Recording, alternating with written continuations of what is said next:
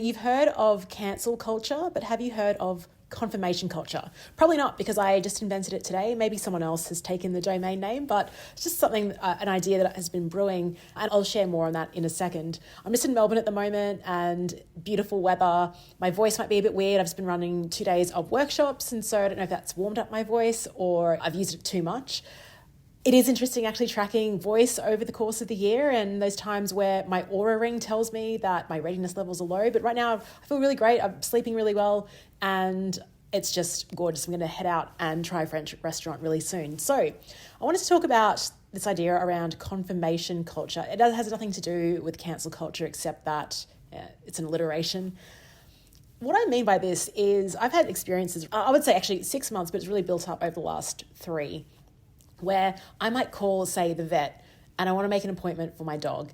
I'll call them up, I'll make that appointment, and then the second I'm off the call, I get an automated text message that says, here's the appointment, please write Y to confirm or N to decline.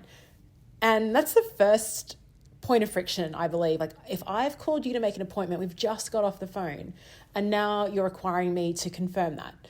It just seems like double handling. Then let's say the appointment's in a couple of days. Tomorrow you get a 24-hour text message reminding you of the appointment and the cancellation policy.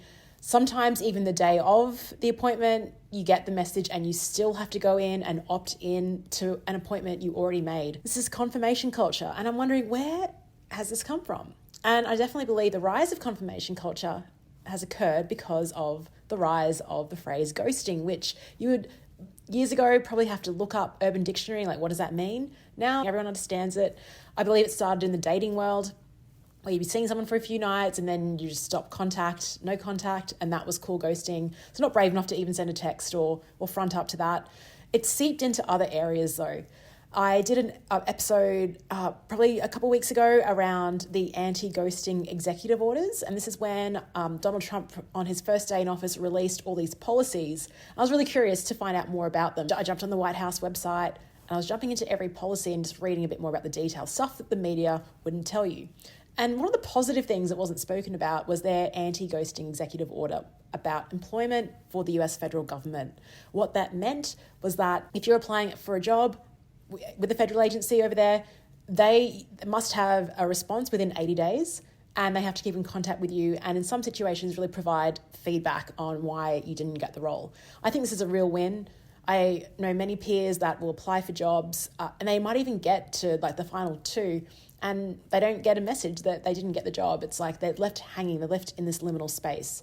Not a really fun place to be, obviously, when they're trying to decide their future, if they're having to move or relocate or apply for other positions.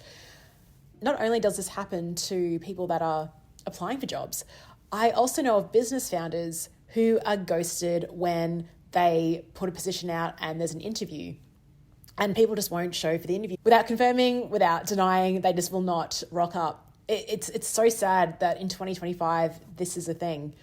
It also occurs, by the way, not only during interviews. I've heard conversations where they've employed someone, there's been a contract, there's been a signed contract, and on that first day of employment, the person just hasn't showed, they're a no-show.